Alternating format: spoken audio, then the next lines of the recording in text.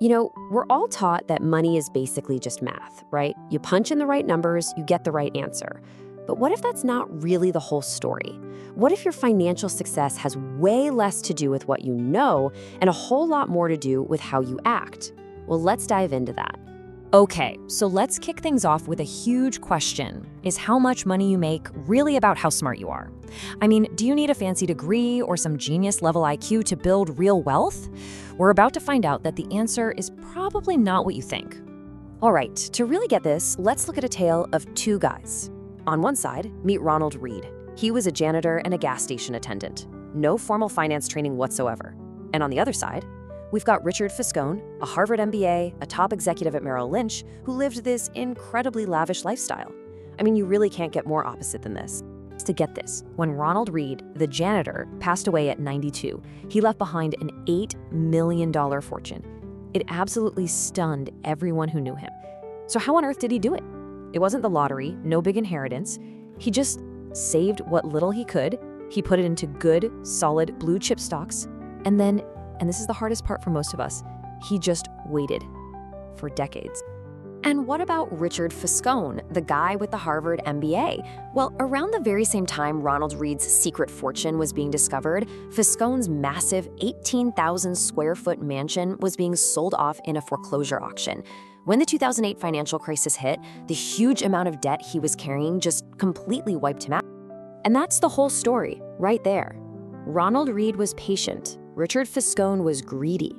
That simple difference in their behavior was infinitely more powerful than any gap in their education or their experience. It just proves this point. Financial success isn't a hard science, it's a soft skill. At the end of the day, it's all about how you behave. Okay, so behavior is huge, but it's not the only invisible force at play here. Now we need to talk about two things that are just as powerful, but we often forget about them: luck and its twin sister, risk. Think about someone like Bill Gates. Yeah, of course. The guy's a genius and he worked incredibly hard. But he also had what you can only describe as a 1 in a million stroke of pure luck. See, back in 1968, he just happened to go to Lakeside, one of the only high schools on the entire planet that had a computer. I mean, talk about a game changer. Gates himself even said, if there had been no Lakeside, there would have been no Microsoft. But here's the thing about luck. It has a shadow, a twin. Back at that same high school, Gates had a best friend named Kent Evans. And by all accounts, Kent was just as smart, just as driven, and just as good on that computer. They were going to start a company together. But Kent never got the chance. He died in a mountaineering accident before they even graduated. Same potential, same drive. Just a tragic 1 in a million roll of the dice, called risk. You see how these two stories just perfectly illustrate the point? Luck and risk are literally two sides of the very same coin. It's a huge reminder that not every success story is purely about hard work, and not every failure is purely about laziness. These invisible forces are always at play. So what are we supposed to do with this information? Well, it all boils down to one word: humility. When things are going great for you, just remember that luck probably lent a hand. And when you see other people struggling, consider the role that risk might have played before you judge. The real key is to stop idolizing specific people and start looking for broad, repeatable patterns that you can apply to your own life. But here's a crazy thing. Even when people get everything right, they beat the odds, they get lucky, there's another trap waiting for them.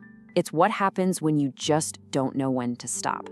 And this brings us to one of the most destructive forces in all of finance: the endless, dangerous pursuit of more. Let's look at two more examples. You've got Rajat Gupta, the CEO of McKinsey, worth a cool $100 million. Then there's Bernie Madoff, who, even before his infamous Ponzi scheme, had a totally legitimate business that was making him insanely rich. I mean, these guys already had it all. More money than they could possibly spend in a lifetime. But it wasn't enough. They just had to have more. And they were willing to risk everything they had and everything they needed just to get it. Warren Buffett, as usual, just boils it down perfectly. He said they risked what they did have and did need for something they didn't have and didn't need. It's just a perfect definition of financial foolishness. Okay, so how do you and I avoid this exact trap? It's actually pretty straightforward. First, you've got to nail down the goalposts so they stop moving. If your expectations just keep rising with your results, you're never ever going to feel satisfied. Second, You have to get off the social comparison hamster wheel. It's a game you can't win. Someone will always have more. And finally, and this is the big one, you have to understand the concept of enough. It's not about giving up. It's about knowing when to stop taking crazy risks that could lead to ruin. And all of this, the behavior, the luck, the danger of more, it all points to one final and honestly probably the most important idea of all. What does it actually mean to be wealthy? Because I promise you, the answer is not what you think. You know, when we think of wealth, we picture the fancy cars, the big houses, the expensive watches, right? But that's not wealth. That's just spending. Real wealth, it's invisible. It's the nice car you didn't buy. It's the diamonds that are still at the store. Wealth is the money that's still in your account, working for you, not the stuff that's already in your garage. Let's break this down even further because this is so important. Being rich is about your current income. It's totally visible. It's the flashy stuff you can afford to buy today. But being wealthy, that's invisible. That's the money you haven't spent. And that unspent money doesn't just buy you the option for more stuff later, it buys you freedom. It buys you options.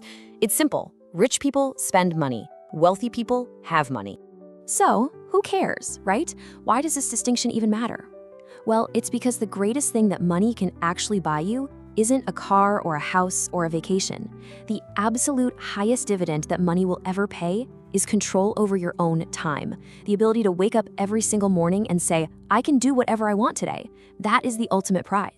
And look, this isn't just me saying some feel-good stuff. It's actually backed up by hard science. A psychologist named Angus Campbell found that having a strong sense of control over your life is a better predictor of happiness than your income, the size of your house, or how fancy your job title is. Control, that's the real currency of happiness. So it all comes down to this one question I want to leave you with. Every single dollar you get represents a choice. You can use it to buy more things that give you a thrill today, or you can use it to buy yourself a little more freedom and control over your time tomorrow. The choice is yours. What's it going to be?